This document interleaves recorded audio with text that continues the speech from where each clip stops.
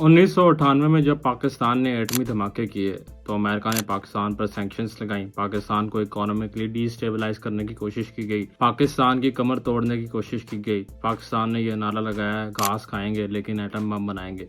उस वक्त Saudi Arabia ने हमारी हेल्प की, हमें $2 बिलियन का क्रूड ऑयल दिया और पाकिस्तान को इकोनॉमिकली डिफॉल्ट और बैंकरप्सी से बचाया। तब से पाकिस्तान और सऊदीया के रिलेशंस में एक बेहतरी नज़र आई है। और अगर पाकिस्तान को उस टाइम सऊदी अरब हेल्प ना करता और $2 बिलियन का क्रूड ऑयल ना फराहम करता तो मेरे ख्याल हमें घास ही खानी पड़ती, क्योंकि एटम बम तो हमने बना ही लिया था। तब से पाकिस्तान और सऊदीया के रिलेशंस में काफ़ी बेहतरी नज़र आई है। पाकिस्तान ने अपने ट्रूप्स डिप्लॉय किए सऊदीया के अंदर, और पाकिस्तान के ट्रूप्स ने ना सिर्फ सऊदीया के ट्रूप्स को ट्रेन किया, बल्कि पाकिस्तान ने सऊदीया के ट्रूप्स को स्ट्रेटेजिकली भी हेल्प किया है। इसी तनाजुर में 17 सितंबर 2025 को हमारे वज़ीर आज़म शहबाज शरीफ साहब मिले क्राउन प्रिंस मोहम्मद बिन सलमान से, और उन्होंने एक एग्रीमेंट साइन किया जिसको स्ट्रेटेजिक डिफेंस म्यूचुअल एग्रीमेंट कहा जा रहा है, SDMA। 17 सितंबर 2025 को ये एग्रीमेंट अल यमामा पैलेस के अंदर साइन किया गया, जिसको लोग बहुत बारीकी से देख रहे हैं और कह रहे हैं ये दो मुल्कों के दरमियान एक डिफेंस एग्रीमेंट है। यहाँ पर हमारे नायब वज़ीर आज़म इसहाक डार, हमारे फॉरेन मिनिस्टर ख्वाजा आसिफ और पाकिस्तान के chief of army staff field marshal Asim Munir साहब भी मौजूद थे, और क्राउन प्रिंस मोहम्मद बिन सलमान की तरफ से भी डेलीगेशन मौजूद था। और इसका एक क्लॉज जो कि मीडिया पर बहुत वायरल हुआ है, an aggression against one country must be consider an aggression against both countries. यानी जिस तरह आर्टिकल 5 ऑफ नेटो कहता है कि an aggression against one ally must be consider an aggression against both allies. Ukraine NATO का हिस्सा नहीं है, लेकिन जब रशिया यूक्रेन पर हमला करता है तो ना सिर्फ नेटो ममालिक उसको मिलिटरली और नैरेटिव के थ्रू हेल्प करते हैं, बल्कि इसको इक्विपमेंट भी प्रोवाइड करते हैं।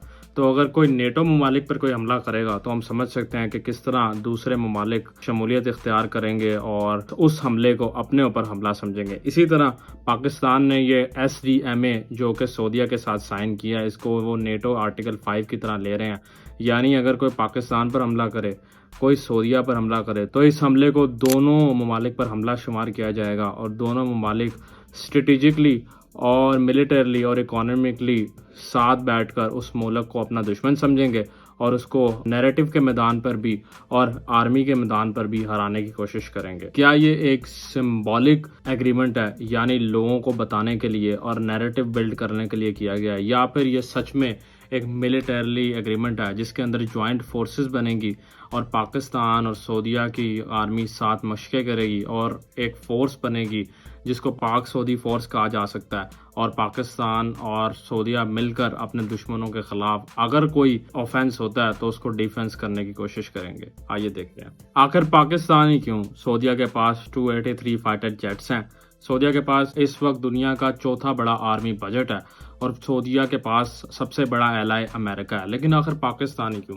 पाकिस्तान तो एक इकोनॉमिकली डिप्राइव्ड मुल्क है जिसके पास ना तो पैसा है और ना ही इकोनॉमिकली कुछ दिखाने को है।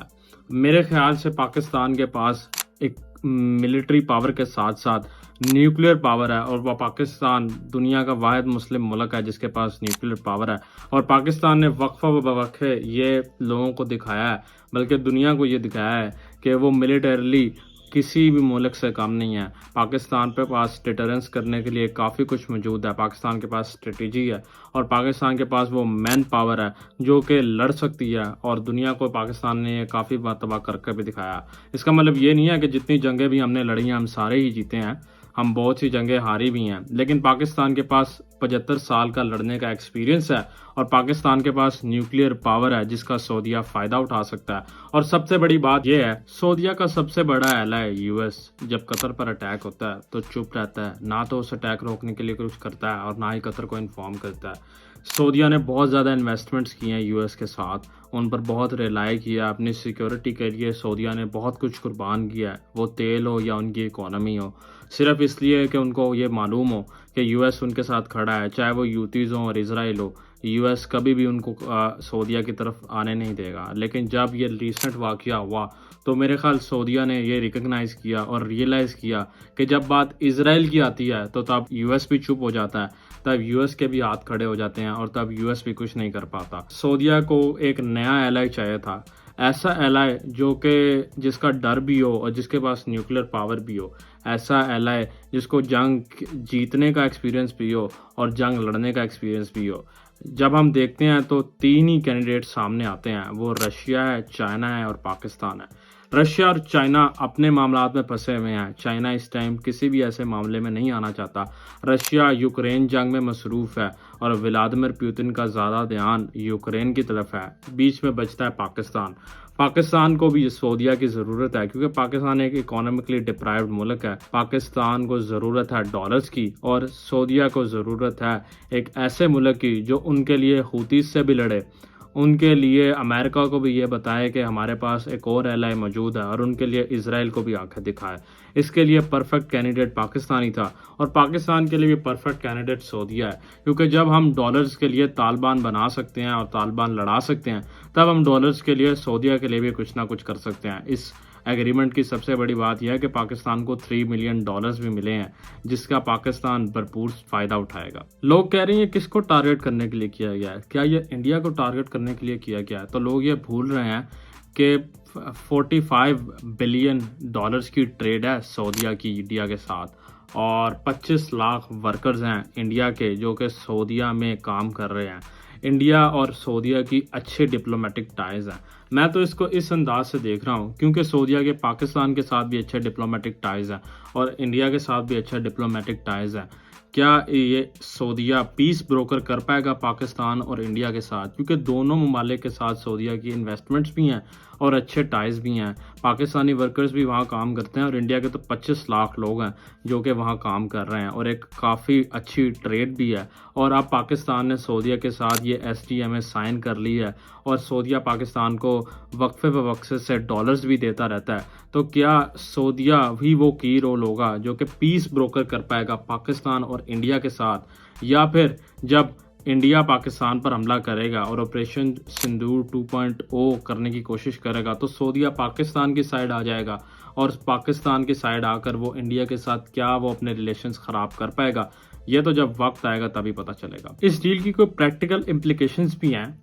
कोई ज्वाइंट फोर्सेस बनेगी, कोई ऐसी चीज़ की जाएगी जिससे पता चले कि कोई प्रैक्टिकल इम्प्लीकेशंस हैं इस डील की, यानी कोई ज्वाइंट फोर्स, कोई इंटेलिजेंस शेयरिंग, कोई मिलिट्री इक्विपमेंट, यानी कुछ तो ऐसे पॉइंट्स बनने चाहिए ना। जिस तरह नेटो की फोर्स है वो इंटेलिजेंस भी शेयर करते हैं, मिलिट्री इक्विपमेंट्स भी शेयर करते हैं और इवन के उनके एक ज्वाइंट फोर्स है और लोगों को पता है कि हम किसी भी नेटो एलाई को हमला करेंगे या फिर नेटो एलाई के ख़िलाफ़ हम जाएंगे तो नेटो फोर्सेस और नेटो इक्विपमेंट और नेटो इंटेलिजेंस हमारे ख़िलाफ़ खड़ी होगी। इसी तरह क्या पाकिस्तान और सऊदीया एक ज्वाइंट फोर्सेस बनाएगा और ऐसी इंटेलिजेंस शेयरिंग करेगा या कोई मिलिट्री इक्विपमेंट का तबादला होगा जिससे कोई भी ममालिक जो पाकिस्तान या सऊदीया को हिट करने की कोशिश करेगा तो उसको पता हो कि यार अगर मैं सऊदीया या पाकिस्तान पर हमला करूंगा तो इनके पास ज्वाइंट फोर्सेस भी है, इंटेलिजेंस शेयरिंग भी है और इनके पास ऐसा इक्विपमेंट भी है जो कि हमें तबाह बर्बाद कर सकता है। या फिर ये एक सिंबॉलिक तरीका है अपने दुश्मनों को ये बताने का कि पाकिस्तान और सऊदीया आप साथ हैं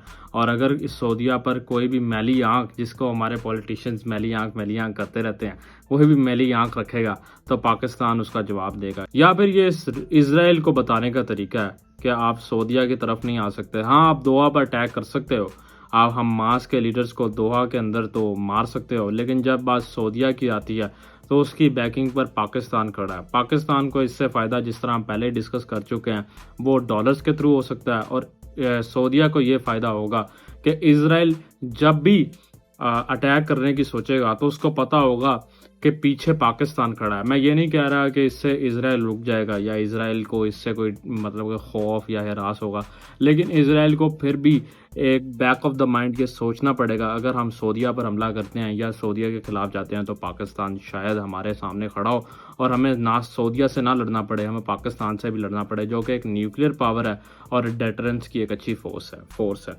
do Pakistan really needed this? यानी पाकिस्तान को क्या सच में ऐसी किसी भी मिस एडवेंचर की ज़रूरत है? जब हमने प्रीवियसली इस तरह का कोई भी मिस एडवेंचर किया है तो वो मिस फायर हुआ है, यानी तालिबान का वो मिस एडवेंचर जिसमें हमारे काफ़ी बच्चे मरे, हमारी काफ़ी लोग मरे, काफ़ी मैन पावर ज़ाया हुई और काफ़ी डॉलर्स हमारे लगे उस पूरी चीज़ को कंट्रोल करने में। क्या हम उसी तरह का कोई मिस एडवेंचर करने जा रहे हैं जिसमें हम हूतीज़ के ख़िलाफ़ लड़ेंगे या फिर सऊदीया का कोई भी पर्सनल या उनका कोई इंटरनल कॉन्फ्लिक्ट लड़ेंगे जिससे पाकिस्तान के अपने बच्चे मरेंगे, पाकिस्तान के अपने बंदे मरेंगे और जब हम डॉलर्स कमाने जाएंगे और हमारे अपने डॉलर्स ऊपर लग जाएंगे। यानी तब भी हमारी स्ट्रेटेजी क्या थी कि तालिबान को ट्रेन करो, अमेरिका का साथ दो, डबल गेम खेलो। उससे हमें नुकसान क्या हुआ कि हमारे अपने बच्चे मरे, हमारे अपने लोगों ने सफ़र किया और जितने डॉलर्स हमने कमाए थे मेरे ख्याल उससे ज़्यादा डॉलर्स हमने लगा दिए। क्या ये वही फिर गेम होगी? हम डॉलर्स कमाने जा रहे हैं, हम म्यूचुअल डिफेंस एग्रीमेंट करने जा रहे हैं, लेकिन क्या ये मिस फायर करेगा या फिर एक मिस एडवेंचर होगा? यह तो फ्यूचर ही बताएगा। या फिर ये एक सिंबॉलिक एग्रीमेंट है जिसका प्रैक्टिकल कोई इम्प्लीकेशंस नहीं है, जिसको प्रैक्टिकली इसको हम किसी नज़र से नहीं देख सकते, लेकिन सिंबॉलिकली लोगों को बताने के लिए और ख़ास तौर पर इज़राइल को बताने के लिए और अमेरिका को ये बताने के लिए कि देखो अब हम दो बड़ी फोर्सेस, एक के पास इकोनॉमी है, एक के पास मिलिट्री है, एक के पास ऑयल है, एक के पास न्यूक्लियर पावर है। उन दोनों ममालिक को ये बताने के लिए कि अगर आप पाकिस्तान या सऊदीया की तरफ किसी भी गलत नज़र से देखेंगे तो हमारे पास ये एक एग्रीमेंट मौजूद है।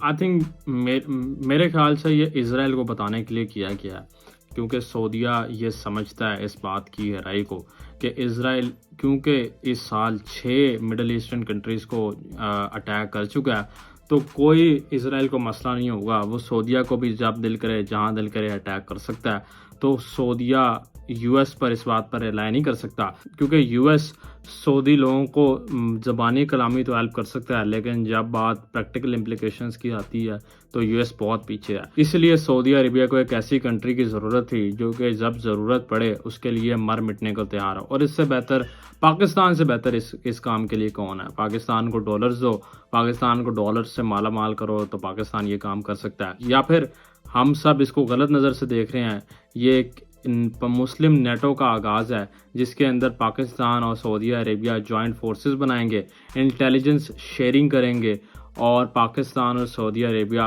इक्विपमेंट का भी तबादला करेंगे। पाकिस्तान के फॉरेन मिनिस्टर ख्वाजा आसिफ ये कहते हैं कि हम और मुस्लिम ममालिक को भी वेलकम करते हैं, वो आएँ और इस डिफेंस एग्रीमेंट का हिस्सा बने। यानी एक मुस्लिम नेटो भी तश्कील बन सकती है अगर इस पर काम किया जाए और प्रैक्टिकली पाकिस्तान और सऊदीया मिलकर कुछ ना कुछ इसके लिए करें। एक बहुत बड़ा सवाल कि क्या न्यूक्लियर एक्सपेंशन होगी कि नहीं। पहले तो हमारे फॉरेन मिनिस्टर ख्वाजा आसिफ साहब ने कहा कि कुड बी मेड अवेलेबल और फिर उन्होंने कहा नॉट ऑन द रेडार। यानी इसके बारे में पॉलिसी वाज़ेह नहीं है, क्लियर नहीं है कि क्या हमारी न्यूक्लियर एक्सपेंशन सऊदीया के लिए इस्तेमाल की जा सकती है कि नहीं।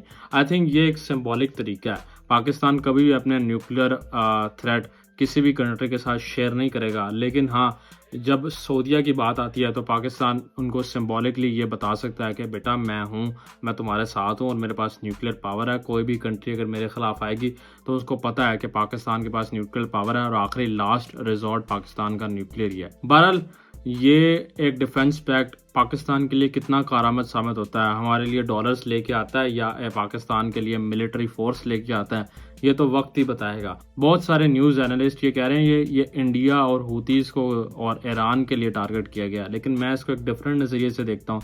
मैं कहता हूँ कि ये इसराइल को टारगेट करने के लिए किया गया है। इसमें ना तो पाकिस्तान, इंडिया और ना ही हूतीज़ और ना ही ईरान को टारगेट किया गया है। ये सिर्फ़ और सिर्फ स्पेसिफिकली इसराइल के ख़िलाफ़ किया गया है और इसराइल को ये बताने के लिए किया गया है कि आप इधर नहीं आ सकते। अगर आपको इधर आना है तो यू शुड बी अवेयर कि पाकिस्तान और सऊदीया दोनों आपके मुखालिफ खड़े हैं। अगर आप किसी भी कंट्री पर अटैक करेंगे तो आपको ये याद रखना होगा कि दोनों कंट्रीज़ आपको इकोनॉमिकली और मिलिटरली दोनों कंट्रीज़ अटैक करेंगी। बाकी क्या होता है क्या नहीं होता ये तो वक्त ही डिसाइड करेगा। एक कंट्री के अंदर डिक्टेटरशिप है और दूसरी कंट्री के अंदर एक पपेट मॉडल है जिसे हम डेमोक्रेसी तो कहते हैं, लेकिन हमें पता है कि पीछे से डिसीजंस कौन ले रहा है। बाकी अगर आपको मेरी वीडियो ये पसंद आई है तो आप लाइक, शेयर, सब्सक्राइब कर सकते हैं। और अगर आप सोचते हैं कि नहीं अबूज़र हमें आपकी वीडियो से इख्तलाफ है तो नीचे कमेंट्स में ज़रूर बताइएगा। आज के लिए इतना ही, बहुत शुक्रिया।